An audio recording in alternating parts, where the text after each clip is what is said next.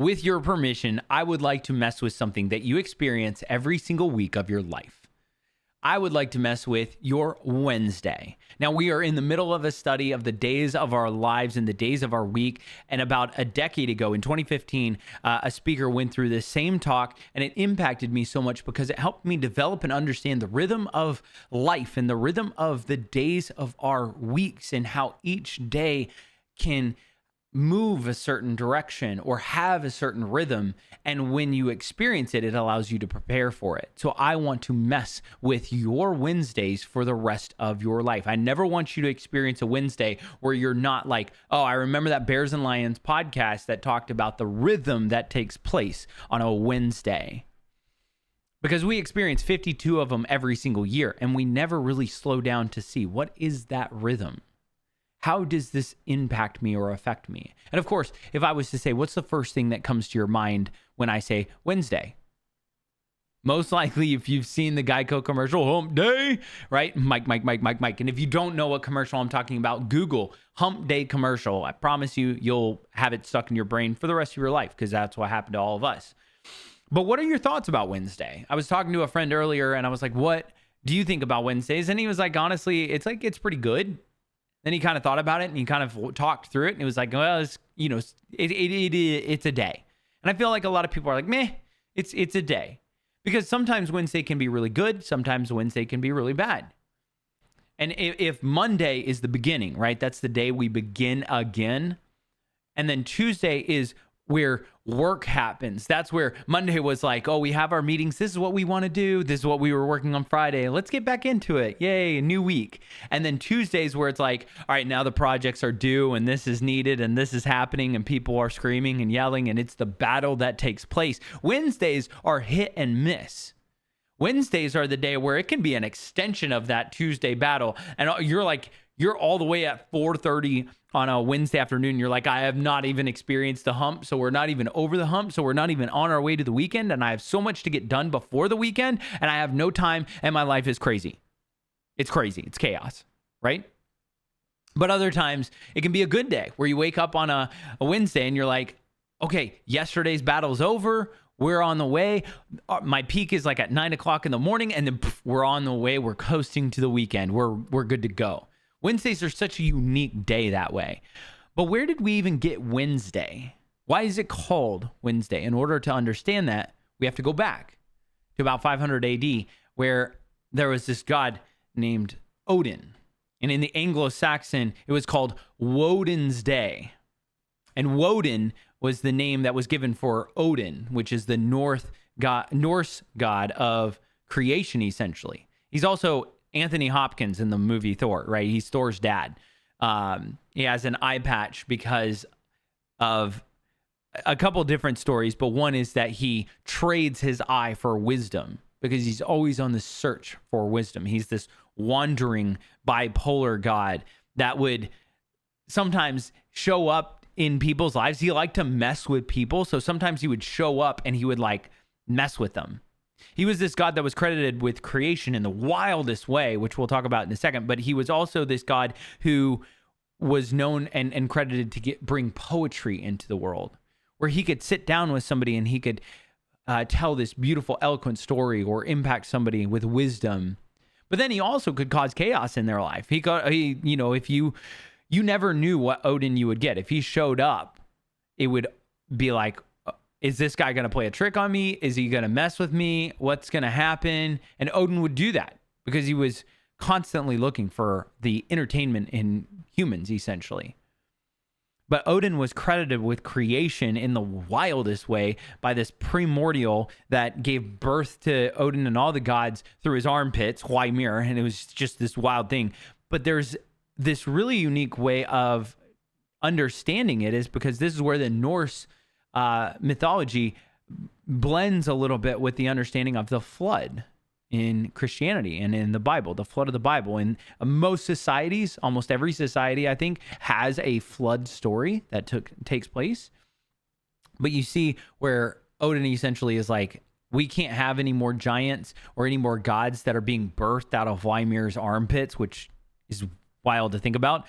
So out of chaos And in order to bring some form of order, Odin murders Ymir, and there's the blood floods the entire expanse. And out of that blood and out of the bones of Ymir, he creates Midgar, which is Earth. Crazy, I know, but that's Odin. That's Odin in a nutshell.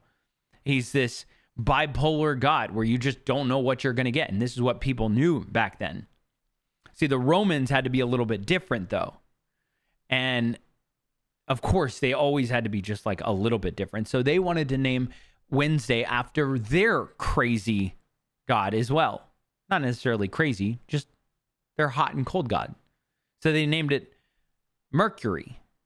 They named Wednesday after Mercury, which was this really unique god that was over commerce, but he was also the god of thievery and theft. But he was the god of travel. He would transport, his goal was to transport souls to the afterlife. In the Greek mythology, it was Hermes that would transfer the dead souls to Hades. But what was unique about this is they were just volatile. Both of these gods were extremely volatile. In fact, with Mercury, if you were dead and Mercury touched you, then you would be alive. But if you were alive and Mercury touched you, you would be dead. Like, you just never knew what quite was going to happen.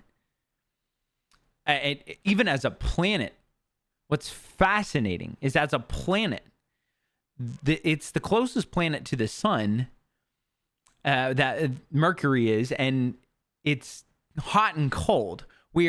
Because it's so close to the sun, it has this thin atmosphere. It doesn't really have an atmosphere at all, so it can't hold heat. It can't really incubate itself or have weather except wildness. So on the front side, when it's going through its daytime, it's staring right at the sun, and so it can get up to 800 degrees Fahrenheit during the day. But because it doesn't have an atmosphere on the backside, it can go to negative 279 degrees Fahrenheit. Hot and cold. Have you ever met someone like Odin or like Mercury where you just don't know what personality you're going to get? Like, they could be extremely hot one day and then extremely cold. Have you ever been that person where it's like you're really into it and you're like, guys, I just started CrossFit and it was the most amazing thing ever, and I love CrossFit. And it's like 2 weeks in and every joint in your body is like shot and you're like, I'm no longer into CrossFit. It's that hot and cold. I'm not dogging on CrossFit. I just think it's funny. Or like somebody who's on a diet, right? And they get so into the diet. Oh, guys, I'm totally vegan now. This is how it's going to be. And then 2 weeks later, they're not doing it anymore. I remember being that hot and cold person where you just never knew what Kyle you were going to get that day. I was emotionally a mess and confused, and I would constantly try to have some form of identity with connecting with people, but I didn't know how to communicate and connect properly. So a lot of times I would not be able to read the room. Have you ever met somebody like that? Where it's like they would come in and they would be like, this moment where everybody just wants to chill, and that person would come in bouncing off the walls. Hey guys, let's do this, blah, blah, blah, blah, blah, blah. You're like, whoa, read the room, chill. It's going to be like we want to chill, but that person's like way up here. And then the next time everybody's like this and they're like, oh, we're chilling today. I'm just chilling. I've been that person so many times in my life where you just go from hot to cold. Have you ever had a day that's like that? Where you feel like you're on top of the world, right? Today is awesome. And then 5 minutes later, you start contemplating your entire existence. Like, how am I here? What is happening? Am I even in the job that I am supposed to work? Or have I wasted the last 3 years of college or 4 years of college because I don't even know if I want to do this anymore? We experience these highs and lows just throughout the rhythm of our lives. But that's what Wednesday is. Wednesday can be an extreme high or an extreme low. And it's so easy to find yourself hot and cold like Mercury, where you just don't know what you're going to get. And so, Wednesdays are the day where it can be really tough or really easy, or you have somebody in your life, you can name them Wednesday, the hot and cold person. or Mercury, or you just call him Odin. Be like, hey, you're my Odin. You're Odin. You're the person who wanders and you come around, and I don't know if you're going to mess with me or if you're going to give me some good advice. Like, you may drop some nuggets of wisdom, but then again, you might just like goof off and lie. I don't know. You can name somebody Wednesday, or you can name somebody Odin.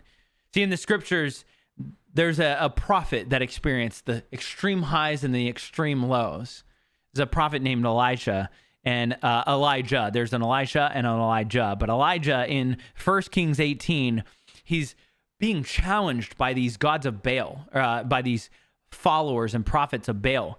And they're essentially like, look, your God is not the real God. Our God is the real God. So Elijah says, okay, let's do a test. We'll both offer sacrifices. However, we can't light them on fire. Our gods will. So you offer your sacrifice, and then I'll offer mine.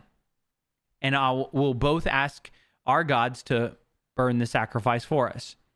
And the prophets of Baal were so upset, they pleaded with their God to burn the sacrifice and send fire to burn the sacrifice. And they cut themselves as a custom. They literally were bleeding and nothing happened. So then Elijah was like, okay, we're going to cover your altar with all of your stuff with water, and we're going to cover my altar. 3 times they dumped water on all of the altars.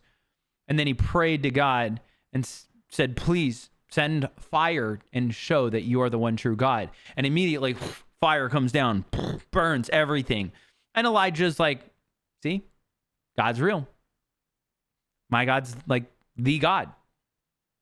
So right after that, though, he's on the extreme high. Like, I just called fire down from heaven. Right after that, Jezebel's like, yeah, I'm going to kill you.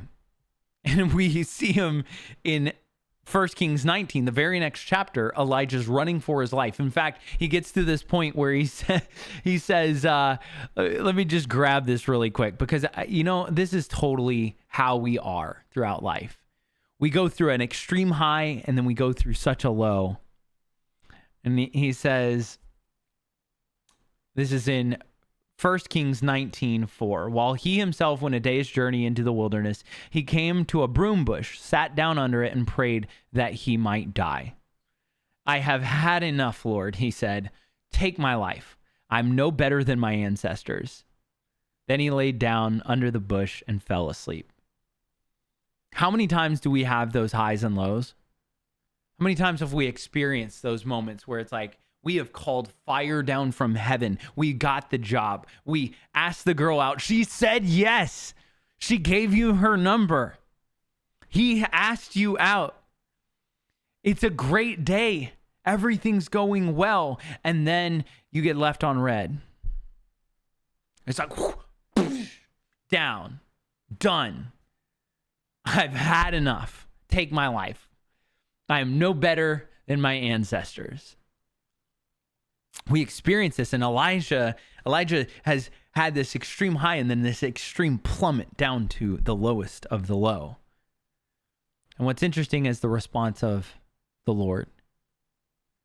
In 1 Kings 19:7, it says, the angel of the Lord came back a second time and touched him and said, get up and eat, for your journey is too much for you. Because what he did is he sent the angel of the Lord to feed him and let him sleep. So he fell asleep, woke up, the angel had made him bread, said, eat it, go back to bed. And he did it a second time, said, eat it, go back to bed, because your journey is too much for you on your own strength. You need to do something healthy, you need to eat, and you need to sleep. See, Wednesday is the day where we remind ourselves and others to create healthy habits that replenish us as well as the people around us. Wednesday is the day that it's no longer just hot and cold like Mercury or like Odin, where we don't know what's going to happen. We're no longer the people who don't understand what type of Kyle they're going to get throughout the day. We create healthy habits so that on Wednesdays, our coworkers know Kyle is going to be the same person that he has always been. He's going to be the person who is committed and kind and helpful and funny and, a little bit odd and weird, but that's okay. But he is a hard worker.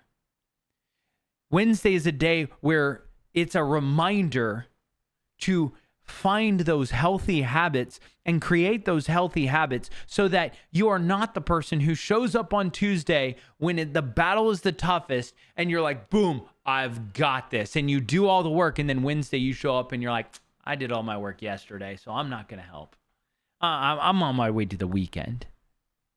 Wednesday is the day where we can be like the angel of the word, where we feed people that we recognize they're in the battle still and we can help out. Or they're in that extreme low and they just need some sustenance. Have you ever had somebody buy you coffee or a lunch unexpectedly, or invite you out to dinner or drinks unexpectedly, and they're like, hey, I just thought you could use this. Let me grab it for you. It changes everything about that day. Wednesday is the day where we can be that to others.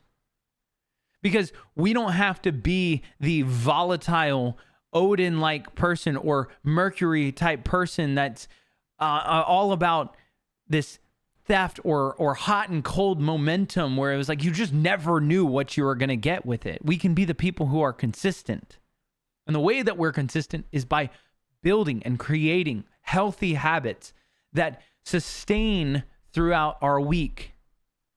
See, that's the rhythm of Wednesdays that I want to stick with you, is that Wednesday is that day where we say, you know what? Not everything's going to go well, but I'm going to respond as best I can because I've created the correct habits so that I can respond in a good way. So I'm not super hot and cold. So when things go wrong, I'm not extremely crushed. When things go right, I'm not so high that I lose track of where I am and that I float off into the thin atmosphere of Mercury. See, I want us to be the people that step into our future with a confidence and a joy that doesn't mean that it's all going to go well for us. In fact, it's not going to go well. It's often not going to go well. But every single time something happens in a good way or a bad way, we respond well to that because we've created those healthy habits that replenish ourselves as well as the people around us. And that's what Wednesdays are all about. So the rest of your Wednesdays of this year, I want you to dedicate 2 minutes of meditation on your Wednesday mornings, whether you're on your way to work or whether you're on your way to class or 2 minutes in the shower when you wake up. I want you to think about how you can be more consistent and less hot and cold, and the momentum that takes place and the habits that you need to create that are going to be healthy for not just you, but for the people around you. How can you be more consistent in your relationships? How can you be more consistent in your workplace? How can you be more consistent in your classrooms? I want you to be the people who step into your Wednesday and say, it could be hot, it could be cold, but today I'm going to do my absolute best to be a blessing to others, to nourish others, and to encourage others, because maybe they're the ones that need rest. Maybe they're still on the battle of Tuesday and I'm on my way to the weekend because I'm over that hump and I can help them out. Wednesdays are that day, and I'm so excited about what's going to happen in our lives, because when we start learning and experiencing the moments of our Wednesdays where we are not wandering like Odin, but instead we are consistent and confident, and we have an identity in something that's deeper than just, oh, this is what I do or this is what I think. But we have a confidence that says, no, I've created good habits. And so when everything is going well, I respond well. But when everything is going bad, I respond well. I cannot wait to hear the stories and see what happens in your life over the next 52 Wednesdays, as a reminder that Wednesdays are the day where we create those healthy habits. It's the middle of the week. It's the day where it's easy to quit and just say, we're on the way to the weekend. But Wednesday's the day where we say, no, we're going to continue forward.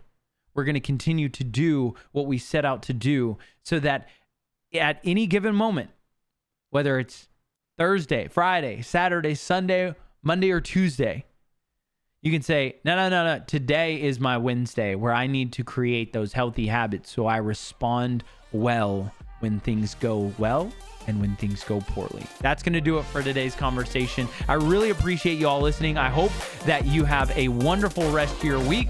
I cannot wait for Thursday. We're going to be talking about Thursdays, or Thursday, as a little preview there. I appreciate you all. Remember to give grace, show love, and as always, stay stellar. Peace.